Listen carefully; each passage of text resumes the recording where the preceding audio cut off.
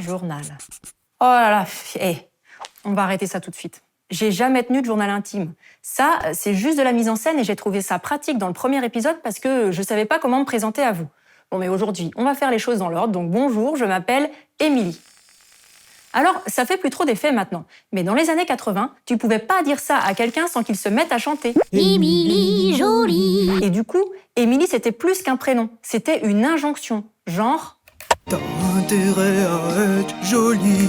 Et moi, quand on chantait ça, j'avais tout le temps l'impression qu'on se foutait de ma gueule parce que je savais bien que j'étais pas ce qu'on entend par une jolie petite fille.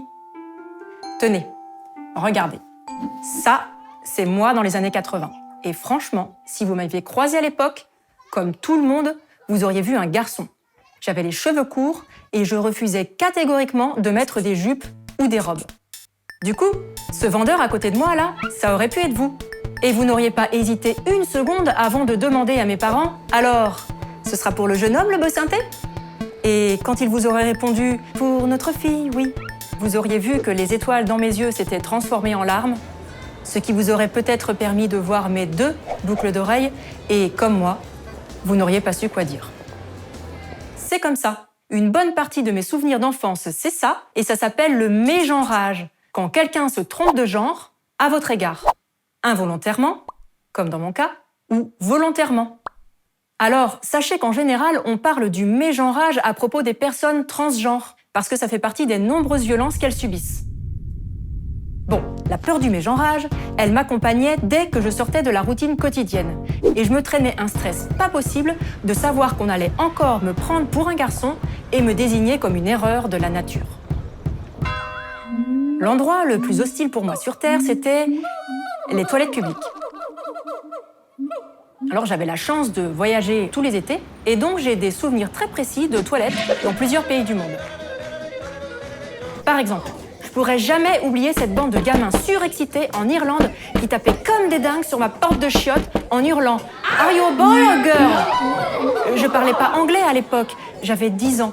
Et je peux vous dire que j'ai parfaitement compris où ils voulaient en venir. Je parlais pas non plus allemand quand une dame pipi m'a gueulé dessus en me désignant la porte des toilettes pour hommes et que j'ai dû quand même trouver un moyen de faire pipi et pas sur moi. Geh raus! Und geh zu Herren Toilette! Jetzt! Alors, je me suis posé plein de questions pour comprendre pourquoi je me mettais moi-même dans ces situations d'humiliation qui me faisaient souffrir. Pourquoi, au fond, je donnais pas plus d'indices aux autres que ces 2 minuscules anneaux à mes oreilles? Pourquoi c'était inconcevable pour moi de m'habiller en fille? La première chose dont je suis certaine, c'est que tout me faisait comprendre que le masculin devait l'emporter sur le féminin. Toute petite déjà, j'avais la conscience aiguë que les gens étaient divisés en 2 classes, un peu comme sur un vieux paquebot. Avec d'un côté la première classe pour les passagers, et de l'autre la deuxième classe pour les passagères. Alors, on aurait pu s'en tenir là dans l'inégalité. Non, on a fait plus pernicieux, puisqu'on a fait en sorte que ce soit les deuxièmes classes qui s'occupent des premières. On leur demande à elles de faire à manger pour tout le monde, de ranger, de nettoyer le navire, et aussi, tant qu'à faire, de tenir le cap.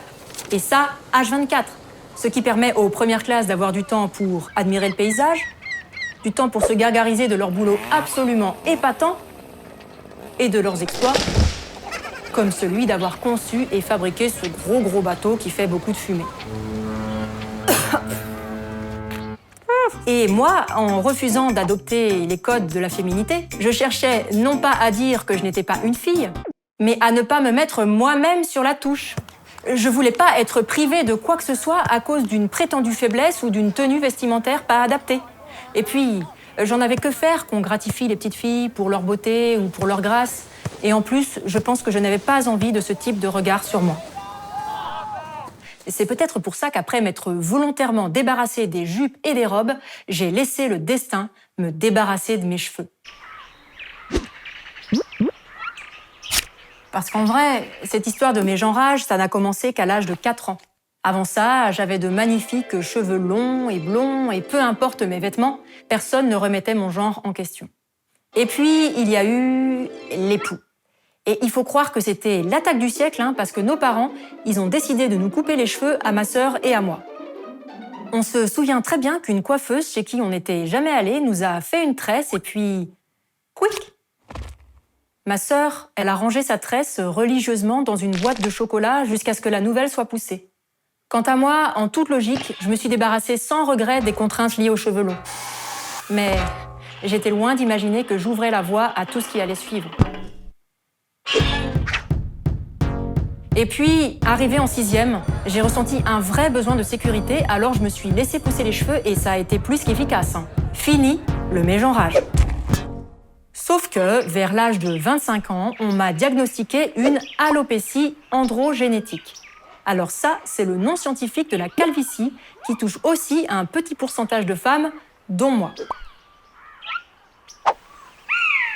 À ce moment-là, j'ai dû prendre 2 décisions.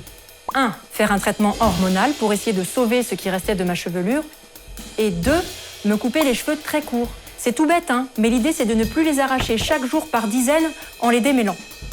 Et si je regrette pas du tout d'avoir opté pour le look à bout de souffle plutôt que pour le look à bout de nerfs de pas savoir quoi faire de mes cheveux tous les matins, je dois constater que le mégenrage a fait un comeback triomphant dans ma vie.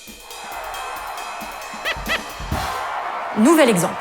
Le jour de mes 39 ans, alors que je dînais au resto avec mon mec, la serveuse nous a appelés messieurs à 3 reprises avant de se reprendre à chaque fois.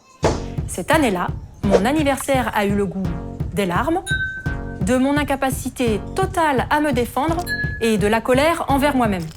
Là, vous vous dites que la serveuse, elle était juste fatiguée et qu'elle a fait une petite erreur bête et pas méchante, que ça doit lui arriver tout le temps, que ça arrive aussi à votre cousin d'ailleurs de se faire appeler madame parce qu'il a les cheveux longs et que comme lui, et surtout à mon âge, ça devrait surtout me faire rire. Bah oui mais non, parce que maintenant c'est ancré au fond de moi. Je suis persuadée que j'ai un visage d'homme et j'ai l'impression que les autres voient un homme si je ne fais pas un minimum d'efforts pour compenser. Des efforts tout bêtes, comme mettre une robe, porter des talons hauts, mettre du rouge à lèvres, porter des grosses boucles d'oreilles. C'est pas compliqué, Émilie. Bref, après le resto, je me suis dit qu'il fallait que j'essaie enfin de comprendre pourquoi j'arrivais pas à dépasser ces situations. Pourquoi je me sentais obligée de compenser mon absence de cheveux longs par des marqueurs de la féminité qui ne sont pas vraiment moi. Et surtout, pourquoi j'arrivais pas à me voir telle que j'étais alors que tout mon entourage s'accordait pour me dire « Mais ça va pas, tu ressembles pas à un mec !» Je sentais qu'il fallait que ça change, que j'avais plus envie de me traîner les valises de mon enfance. Et puis là, il y a eu un point de bascule quand j'ai participé à ma première marche féministe le 23 novembre 2019. Pour la première fois, j'ai réalisé que je n'étais plus toute seule dans mon coin à remettre en cause la domination masculine et ses injustices. Que j'étais plus la relou de service. Qu'on était nombreuses et même nombreux à vouloir que ça change. Et ça m'a mise en ébullition. Pendant les semaines qui ont suivi cette manif, j'ai pas beaucoup dormi, mais par contre j'ai beaucoup réfléchi et j'ai beaucoup écrit. Et parmi d'autres choses, je crois que j'ai enfin compris un truc. Que c'est la petite fille de 9 ans qui a versé des larmes sur son dîner de 39 ans. Et en fait, à chaque fois que je chiale, plus ou moins en cachette parce qu'on m'appelle monsieur, il y a une sorte de porte temporelle qui s'ouvre et qui m'engouffre. Et je me retrouve avec 30 ans de moins, sans défense, sans confiance. Et quand cette porte se referme, elle me recrache avec mes années d'humiliation dans les pattes et les plus de 30 ans de détestation de soi qui ont suivi.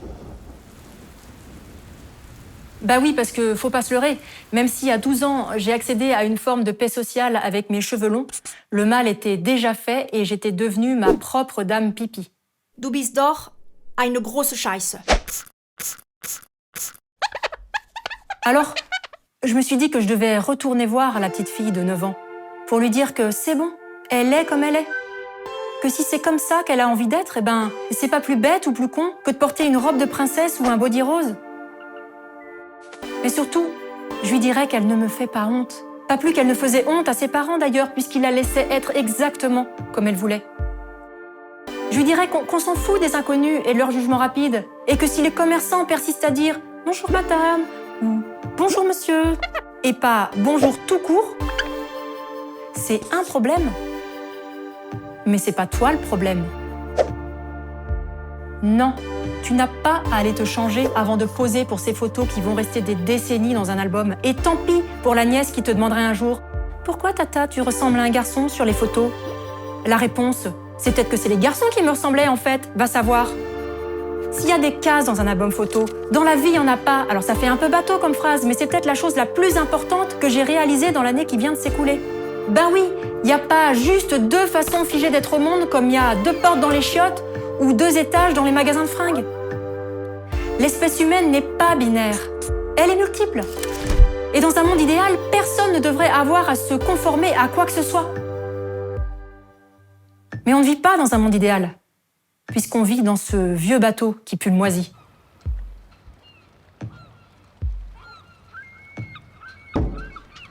Je pense pas que j'arriverai à savoir un jour exactement ce que j'avais en tête quand j'étais petite. C'est possible que j'ai juste voulu profiter des avantages de la première classe. Mais j'ai envie de croire que je portais déjà en moi le vent de révolte qui m'amènerait un jour à me battre avec toutes les personnes de 2e classe pour démanteler ce connard de navire.